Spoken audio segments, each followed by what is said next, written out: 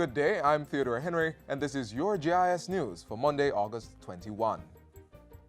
The Ministry of Education is reporting improved pass rates for 18 of 34 subjects in this year's Caribbean Secondary Education Certificate CSEC examinations.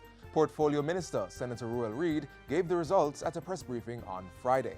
He says the highest overall increase was in economics, which recorded an improvement of 12.6%. Other areas of improvements were in math, AdMath, agricultural science, technical drawing, theatre arts, food and nutrition, physical education and sport, among others. Of these subjects, the Education Minister says 5 had average pass rates of over 90%. These include agricultural science double award, 96.8%, agricultural science single award, 91.3%, principles of business that we've been doing quite well in as a country. Hope we can translate that in actual business on the ground. 91.4%. Physical education, wow, that's very good. We're good at sports as well. 96.2%. And food and nutrition, 92%. So these are very positive achievements.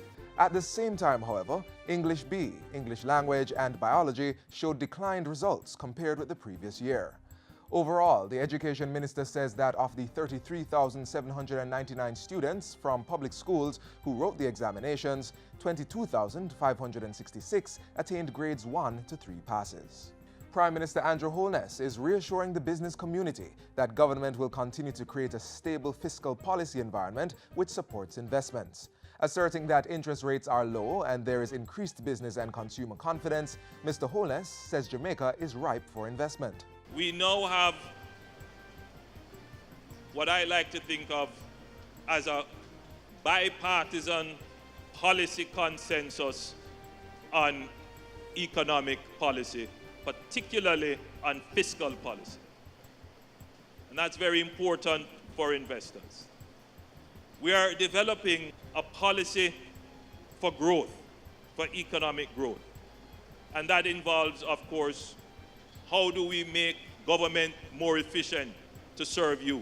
And I believe that this government will, in short order, transform the public sector so that it is more efficient in its service to the private sector. Prime Minister Holness was speaking Friday as he broke ground for the construction of the Caribbean Broiler Group's state-of-the-art poultry processing plant. The plant is part of a $15 billion investment, which will be spread over 7 years to consolidate the CB Group's operations at one location at Hillrun in St. Catherine. The National Housing Trust, NHT, has added Educom Cooperative Credit Union to the institutions through which contributors may access loans under its Housing Microfinance Loan Program. The agreement was finalized with a signing ceremony at the Trust recently. It comes weeks after the NHT signed an agreement with CNWJ Credit Union under the same program. It assists contributors earning $30,000 weekly or less to access credit of up to $1.5 million to help meet their housing needs. Under the partnership, NHT will make funds available through credit unions for on-lending to current and new contributors.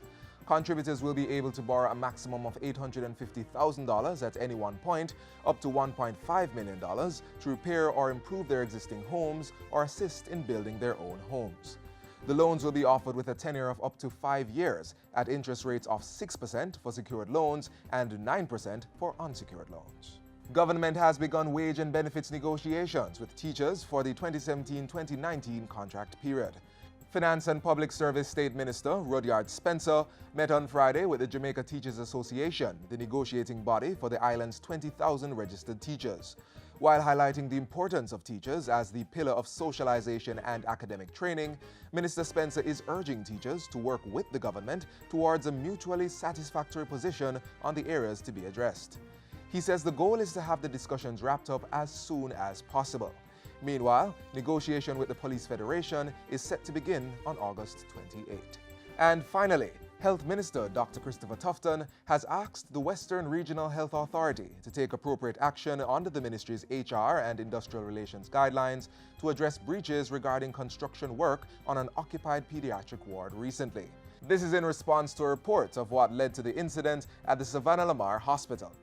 The report, which has been reviewed and accepted by the minister, concludes that there was a breach of the work plan and that there is need for a disciplinary hearing involving supervisory staff. It also calls for a review and recommendation of protocols, including approach to supervision for renovations within the public health system. Dr. Christopher Tufton has insisted that such an incident should never be repeated and that persons must be held accountable. And that's it for JIS News Today. I'm Theodore Henry. Thanks for watching.